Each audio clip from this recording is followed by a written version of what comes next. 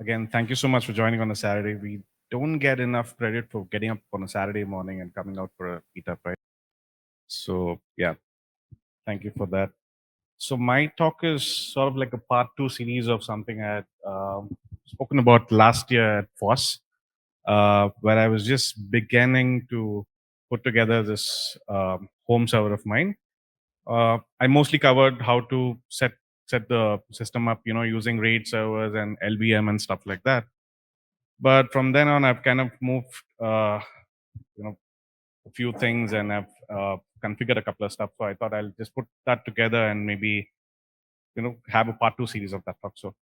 So having said that, the agenda is mostly to cover what kind of hardware configuration, minimum hardware configuration for setting up a home lab server, what kind of a software stack that you would want to set up, which would allow you to kind of you would want to extend on top of it. It's not like you would just install it and forget about it. You want to keep upgrading it, and you want to keep adding more hardware to it. So keeping that in mind, networking and reverse proxy, probably one of the most important aspects of running a home lab server. Security coming in, because you're letting if you want to host your sites and services publicly, uh, you're just putting your network out there, right? Port forwarding and all of that stuff. So I'm going to cover a bit of how to secure that, some security measures on the Linux stack itself, containerization and all that good stuff, exploring possible use cases. Like, there are tons of use cases that you could probably cover with the home lab server. Some of my favorite I'm going to cover, something that I'm also working on.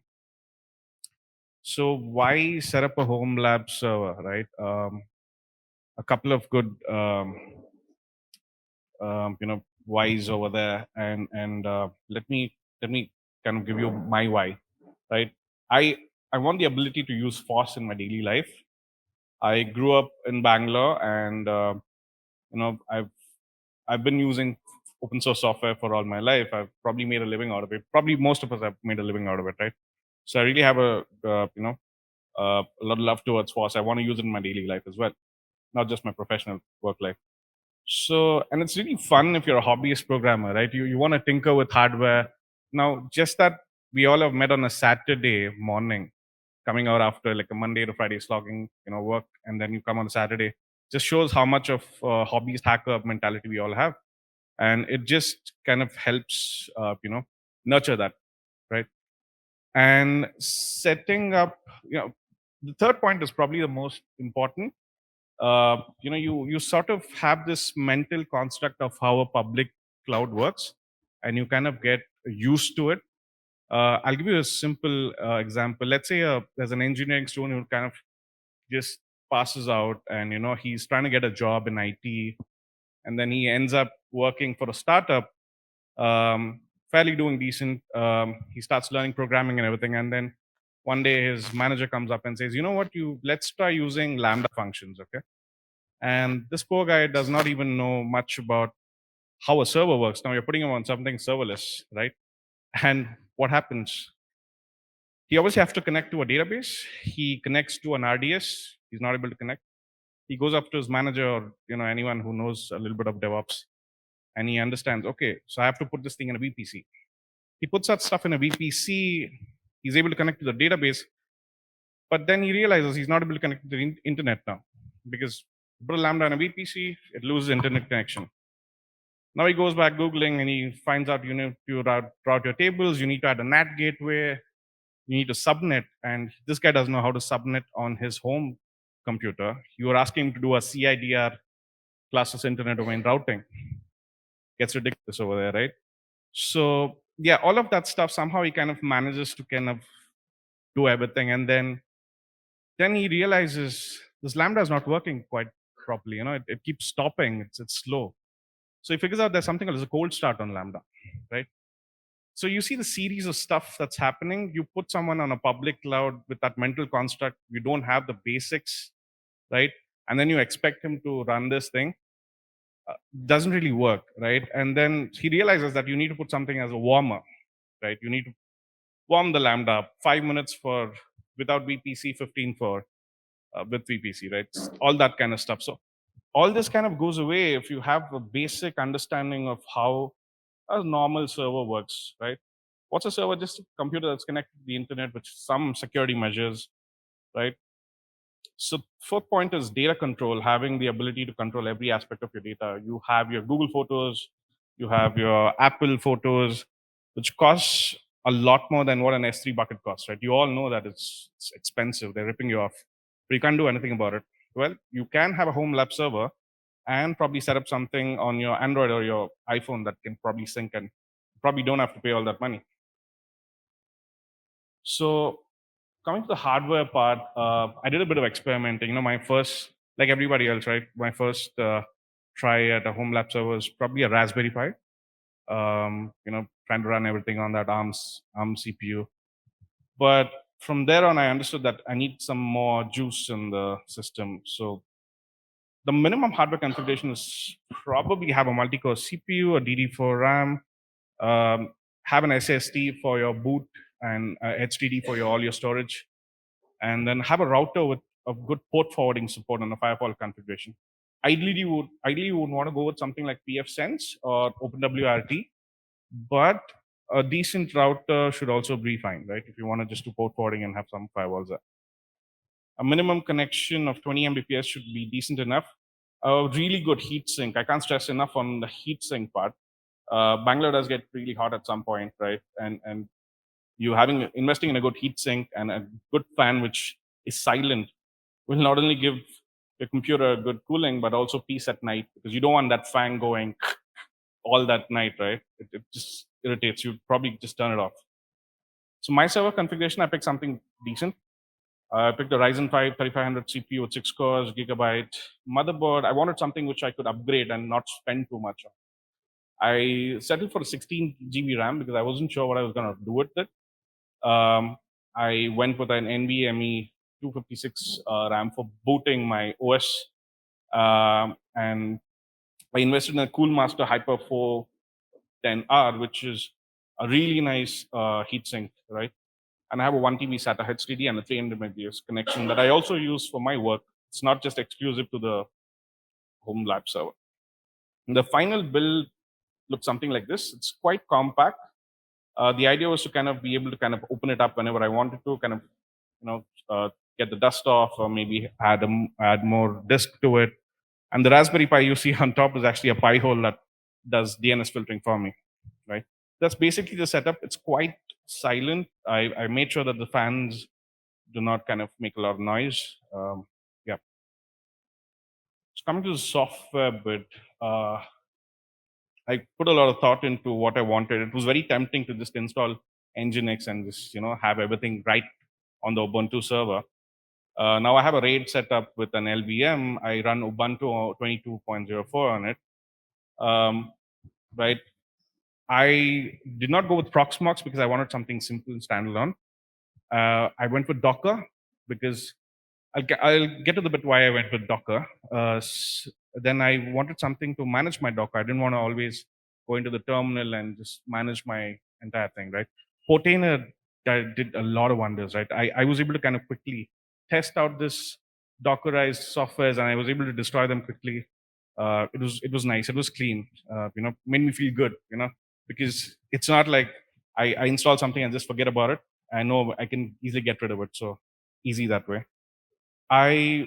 Did start off with Traffic, a layer 7 proxy, but then I realized it was such an overkill for me. I settled with something called the Nginx Reverse Proxy Manager, which has a really nice web interface and does SSL and all of that good stuff. So I just settled for that. UFW and fail to ban for firewall on the Linux system. I'll get to the part where I do firewall outside the stuff.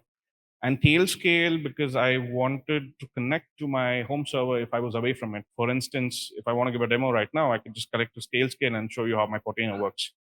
But that's only accessible once I get into Portainer. So that was pretty cool. And benefits of using Docker container, right? Universally compatible. It can function correctly on all major Linux distributions. You don't have to worry the underlying host Linux system. It could be running something old, but it could be running something bleeding edge on the Docker itself, right? separation of the files, service file systems, right? It doesn't kind of just clutter all your installation files and everything everywhere. And simplicity of removal, easily kind of just get rid of the data volume and images, and you're back to doing what you were doing. Right? So yeah, and the again, entire dependency daemon and everything gets bundled into one Docker image. You can have your own Docker container registry and pull from there as well. Portainer has really good support for that. Doesn't stomp all over your file system servers. Again, can't stress enough about it. Like days when you had to kind of just install stuff from source, or deb files and things like that. This is like a major step up. So networking part, put a lot of thought into it, because putting your services out there, it's kind of risky. You're letting people in your home, and people will find out if you put your stuff on your DNS, right? There are a lot of hackers who want to just mess with you. If you have a domain, it's easy to kind of look up your DNS and see what your IP address, and they try to ping. So two options you could go with. The first option is self-hosted with a VPN. If you look at this, you have a firewall, you have a subnet, which kind of separates your server with the other devices that you connect on your network. So get a decent subnetting in, and you have a VPN like Tailscale, and only people who have access to the VPN will be able to connect to your services. So that's fairly easy to get started with if you don't want to kind of put your services out there, right? Tailscale is a really good setup. It's almost like zero configuration. You just have to install Tailscale on your machine, and it just does things magically. The UI is also pretty good. They have an Android client, they have a Mac, a Linux client. Works really nice. It works on top of WireGuard, and especially Tailscale is built on top of WireGuard Go, which is even more lightweight and performant. The minute you install Tailscale VPN, you have remote access by default. You have an exit node where encrypted traffic and all of that gets to the final destination, right? And you can have something called as a subnet router. If you don't want to connect all your devices in your at your home, but you want to still connect to them through you can have a subnet router configuration where you can talk to other devices in your network, having one device connected to Tailscale. Second option is what I went with. I mostly went to the hybrid option where I have Tailscale, I have some services which I only have access to if I connect to the VPN. Then I have another set of services which I expose to the public, right? So this is the setup that I have. What you see over here is, on top of the on the cloud, I have Cloudflare DNS configured with proxy. So that's my start point. All my DNS is managed through Cloudflare, which gives me all this free stuff, managing my proxy and stuff, gives me extra security. Then I have my firewall at my router, which has some configuration I'll get to, which only allows Cloudflare requests to come in. I have good subnetting where I've separated all of my devices. I have a home, some home automation stuff going on, mostly just these fancy lights that kind of connect to your Wi-Fi. And I have my workstation PC and my laptop, which connects to another subnet. And then finally the server, which connects to a separate subnet, right? So doing this kind of keeps it separate, and that if something gets compromised, the others don't kind of fall into that. So this is one way to expose your service to public. And I'll get some more details on this one. So yeah, network segmentation via subnetting, right? Try to keep it separate. Firewall and conditional port forwarding. So conditional port forwarding, where you have Cloudflare's IP ranges, which you can configure on your router. If you have something like pfSense, it's really easy to do. You can do it on UDP and just configure that if some hacker finds out what your IP address is and he wants to connect you directly, he won't be able to get in because you only allow requests to come in through Cloudflare's DNS, right? So that's like pretty cool. And all of this for free, you don't pay for it. There is also a way to reverse tunnel through Cloudflare tunnels. but I did not find that quite intuitive, mostly because they have restrictions on what you could serve, right? And yeah, you would want to have all your DNS on Cloudflare. Gives you all that good security stuff. You want to have an IDS and IPS system for alerting, logging, and even maybe have alerting, logging, and blocking, like UWF does, and fail to ban do good. But if you want to have something on your router level, you could, if you have pfSense or OpenWRT, you could go ahead and do that. Finally, you have your internal reverse proxy. In my case, it's Nginx reverse proxy, which is configured to a certain set of domains and then gets routed to a certain set of ports, which again connects to Docker ports, right?